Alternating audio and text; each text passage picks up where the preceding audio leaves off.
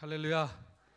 우리 주일날 교인들에게 박수를 엄청 크게 받았다고 자랑을 좀 해야겠습니다. 하나님께서 요셉에게 부어주셨던 꿈의 축복이 저와 여러분들에게 함께 하시기를 주님의 이름으로 축원을 드립니다. 하나님이 요셉에게만 꿈꾸는 자로 선택하신 게 아니라 저와 여러분에게도 꿈을 주셔서 하나님 안에서 꿈을 품고 사는 그런 주님의 자녀들로 삼으신 줄 믿습니다. 일주일간의 시간이 축복의 시간이 되길 원하고 감사의 시간이 되길 원하고 꿈을 꾸는 시간이 되길 원합니다. 사순절 기간을 지나고 있는데 하나님께서 우리에게 주신 십자가 은혜 보혈의 공로가 더 크게 가슴에 와 닿아지고 감사가 사랑이 하나님의 은혜가 더 와 닿아지는 그런 귀한 놀라운 시간이 되기를 다시 한번 주님의 이름으로 축원을 드립니다. 제가 아는 아주 친한 저하고 같이 선교 훈련을 받았던 선교사님이 구소련 선교를 가슴에 품고 열심히 훈련하고 기도하다가 키르기즈스탄이라는 나라에 선교사로 가게 되었습니다. 키르기즈스탄 들어보셨죠? 예, 생소하기도 하고 발음도 어려운 그 나라에 가서 직업 선교, 자동차 기술도 있어서 자동차 정비하는 기술을 가지고 사람들을 만나고 전도하는 일을 열심히 했습니다. 구소련 국가였는데도 불구하고 그 나라 소련에서 독립하고 난 다음에는 그 모슬렘화 된 나라가 되어버려서 선교하기가 여간 어려운 것이 아니었습니다. 여러 우여곡절 끝에 그 나라에 도저히 있을 수 없고 추방되다시피 해서 간 나라가 우즈베키스탄이라는 나라였습니다.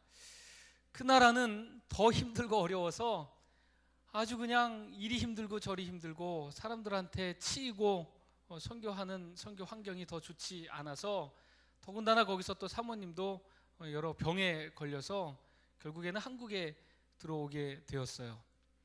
한국에서 1년여 동안에 쉬는 동안에 그 선교사님을 파송했던 그 선교단체 대표가 여러 가지 힘들고 어려운 일을 겪었으니 이제는 조금 수월하고 편한 나라에 가서 하나님의 사역을 하는 게 어떠냐 그러면서 소개해준 나라가 한번 들어보셨을 것입니다. 우크라이나입니다.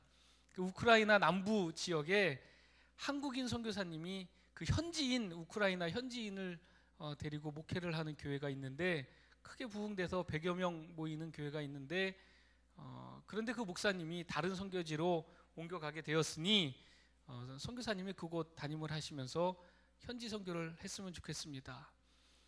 그래서 너무 감사하고 기쁜 마음에 준비를 열심히 해서 떠나려고 하는데 지금 내일 모레 떠나는데 우크라이나 사태가 빵 터졌습니다.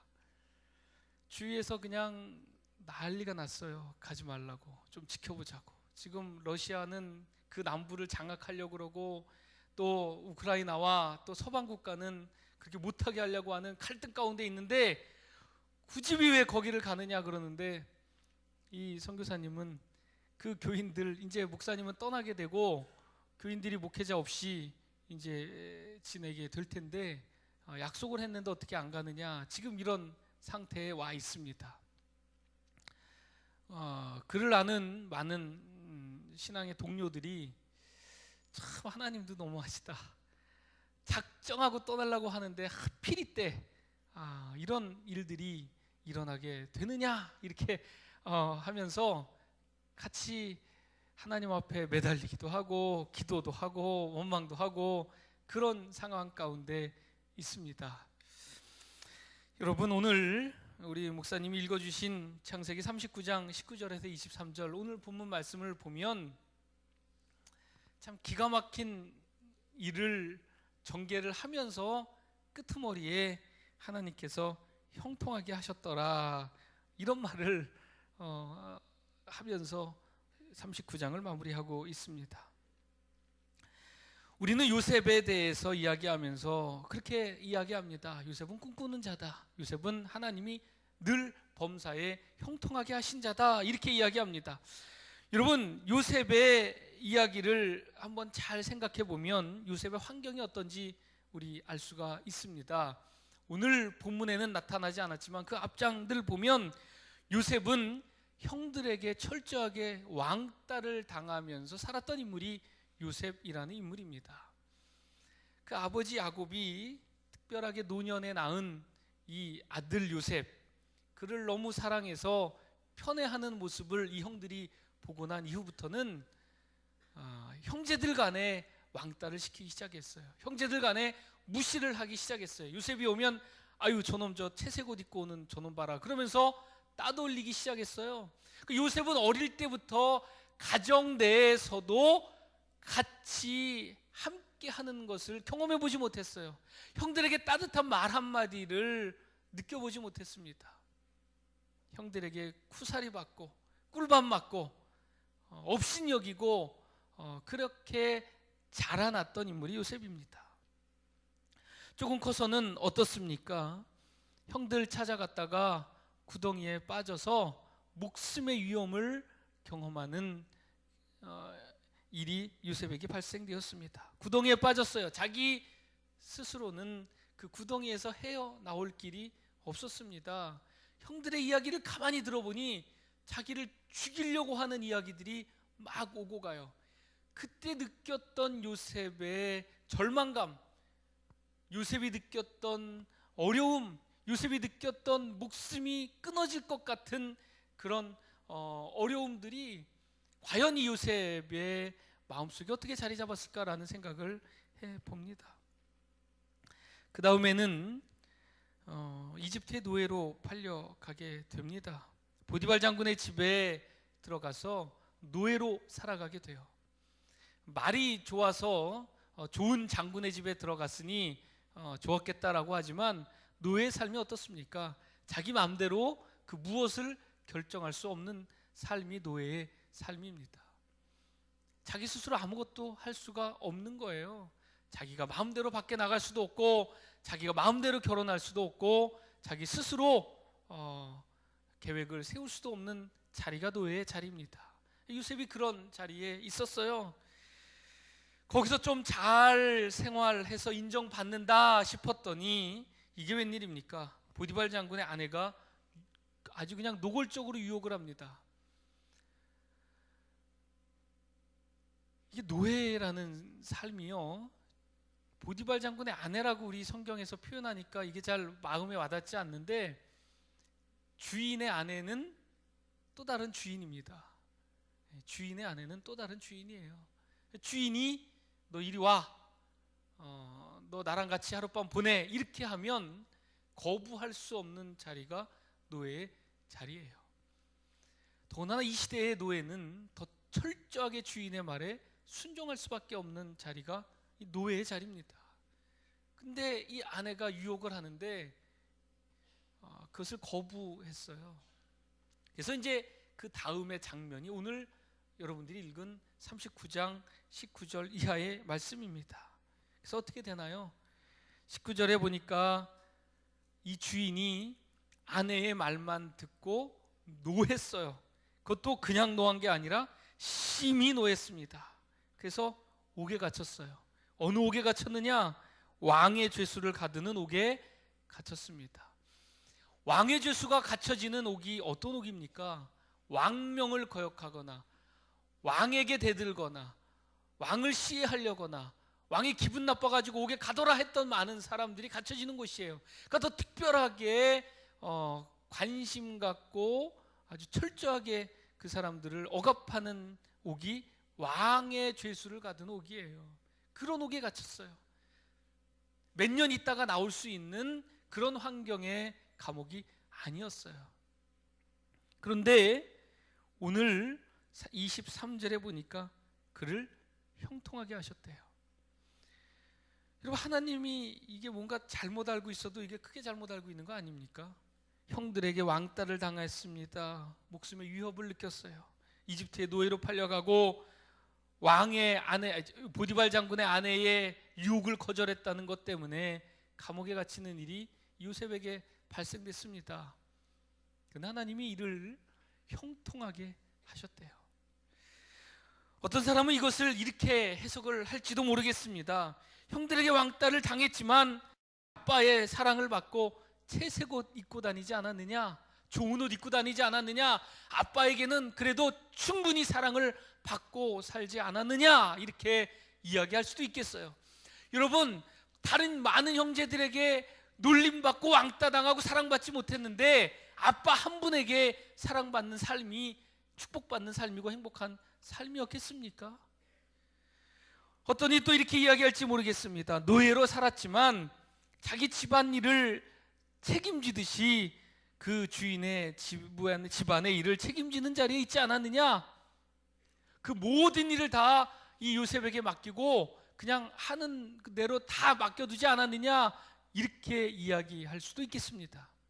그러나 그래도 불구하고 그는 노예였어요. 그럼에도 불구하고 그는 노예였습니다. 감옥에 갇혔지만 사무처리를 다 담당하게끔 간수장이 그를 인정해 주지 않았느냐? 여러분, 감옥에서 인정받는 게 뭐 얼마나 큰 축복입니까? 감옥에서 인정받는 게 그게 형통함이라고 이야기할 수 있겠어요? 우리는 성경을 보면서 하나님께서 그를 관심 갖기 시작하면서 더 어려운 상황 가운데 있었던 사람을 너무나 많이 볼 수 있습니다. 다윗은요, 왕이 될 사람이라고 선지자에게 안수받고 난 이후의 삶이 철저하게 힘든 삶을 살았습니다. 사울 왕에게 죽임을 당할까봐 도망다니고 또 동굴에서 지내며 여러 가지 힘든 일을 경험했어요. 왕이 돼서는 어떻습니까?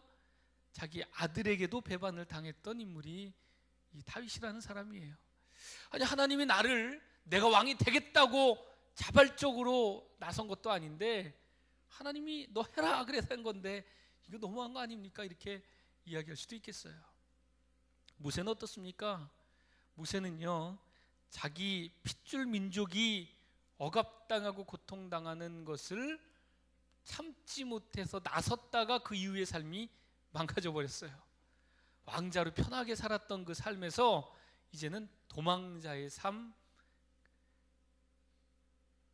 광야에서의 노숙자의 삶으로 완전히 변해버리고 말았습니다. 예수님의 제자들은 어떻습니까? 그저 어부의 생활, 익숙한 삶, 세리의 삶, 익숙한 삶을 살다가 예수님 만나서 나를 따라오라고 그 손짓 하나에 혹해서 따라갔다가 이제는 이 동네 저 동네 돌아다니면서 어려운 생활하다가 결국에는 그들조차도 순교하는 삶을 살았습니다. 여러분, 형통한 삶이 무엇일까요? 우리는 예수 믿고 복 받는다는 그 이야기 때문에 전도돼서 온 사람도 혹시 있을지 모르겠습니다. 여러분, 예수 믿고 복 받으세요. 예수 믿고 축복 받으세요. 예수 믿고 구원 받으세요. 아, 그래, 예수 믿고 축복 한번 받아보자. 예수 믿고 복 한번 받아보자. 예수 믿고 병도 한번 고쳐보자. 근데 이게 웬일입니까? 예수 믿었는데도 몸이 아픕니다. 예수 믿었는데도 경제적으로 어려워요. 예수 믿었는데도 자녀들의 성적은 그대로입니다. 이런 일들이 우리에게 일어나고 있잖아요. 물론 하나님이 우리를 인도해 주셔서 아픈 자도 일어나고 예수님이 기도할 때 장님도 눈을 뜨고 안진뱅이도 일어난 것처럼 우리 가운데 기적이 일어나고 역사가 일어나는 것 사실이지만 그럼에도 불구하고 아프고 어렵고 힘든 삶이 우리 가운데 닥쳐지고 있다는 것이에요. 근데 왜 오늘 성경은 요셉을 향해서 23절에 그를 형통하게 하셨더라라고 이야기하는 걸까요? 근데 저는 여러분 여기에 더 눈에 확 들어온 그런 단어가 있었습니다.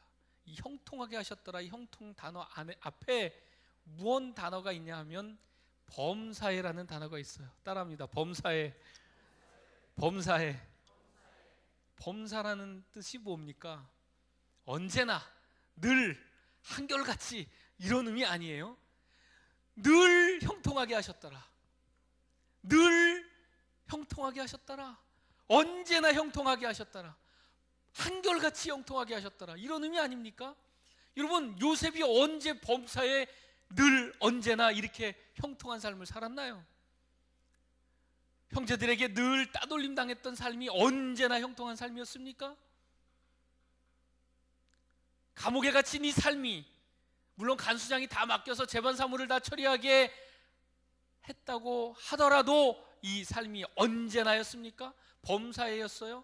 근데 오늘 성경은 요셉을 향해서 그렇게 이야기하고 있습니다. 그를 범사에 형통하게 하셨더라. 누가? 여호와께서. 형들에게 왕따를 당한 삶으로 살았지만 하나님께서는 그를 범사에 형통하게 하셨대요. 노예로 팔려갔지만 그 삶 가운데서도 하나님께서는 그를 범사에 형통하게 하셨대요. 감옥에 갇힌 삶이었지만 하나님께서는 그를 범사에 형통하게 하셨대요. 그 이후의 장면에는요, 술 맡은 자와 떡 굽는 그 신하를 꿈풀이를 해주는 것 때문에 술 맡은 관원에게 은혜를 베풀어서 나를 잊지 마세요라고 이야기했는데도 불구하고 그 사람이 2년 동안이나 깜빡하고 잊어버려서 감옥에 2년을 더 갇혀 있었어요. 근데 하나님은 이를 범사에 형통하게 하셨다고 그래요. 여러분, 이 성경이 말하는 형통은 하나님께서 요셉과 함께 하는 것 때문에 이야기하는 겁니다. 하나님께서 그를 범사에 형통하게 하셨다라는 말은 하나님께서 그를 늘 함께 돌보고 거하셨다라는 거예요. 하나님께서 그와 함께 하셨다는 거예요. 하나님께서 함께 하시는 것이 축복이고 형통인 줄 여러분 믿으시기 바랍니다. 시편 23편의 말씀처럼 여호와께서 나의 목자 되시고 함께 하심으로 내 잔이 넘치나이다. 그게 우리에게 복이고 형통인 줄 여러분 믿으시기 바랍니다. 나에게 어려움이 있어도 하나님께서 나와 함께 하시면 그게 형통인 줄 압니다. 요셉이 어려움이 있었지만, 감옥에 갇혔지만 그 감옥에서도 하나님이 나와 함께 하는 줄 요셉은 알았어요. 그래서 꿈을 꿀 수 있었던 겁니다. 하나님이 나와 함께 하시니까 꿈을 꿀 수 있었던 거예요. 여러분, 내가 아무리 잘 살아도 하나님이 나와 함께 하시지 않는 삶은 그건 꿈이 아닙니다. 나의 욕심일 수 있고 내 생각일 수 있는 거예요.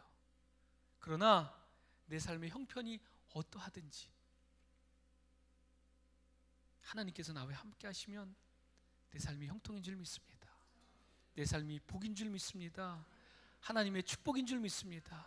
내 몸이 아프더라도 하나님이 나와 함께 하심으로 내 삶이 형통하다, 그렇게 고백하는 저와 여러분이 되기를 바랍니다. 요셉은요, 그래서 견딜 수 있었어요. 하나님이 나와 함께 하시는 줄 알았거든요. 그래서 나중에 하나님께서 그를 들어 쓰셔서 이집트의 총리로 삼아 주신 줄 믿습니다. 그래서 형들을 후에 만났을 때도 그들을 용서할 수 있었던 거예요. 왜? 하나님이 나와 함께 하셔서 나를 이끄셨구나, 그 생각과 고백이 요셉에게 있었기 때문에 그래요. 이 한 주간의 이 새벽 기도를 통해서 요셉의 스토리 가운데 푹 빠져들므로 말미암아 내 삶도 형통했구나, 그동안에 있었던 삶도 형통한 삶이었구나, 앞으로의 삶도 형통하겠구나, 이 고백이, 이 확신이 여러분에게 들기를 다시 한번 주님의 이름으로 축원을 드립니다. 기도하겠습니다.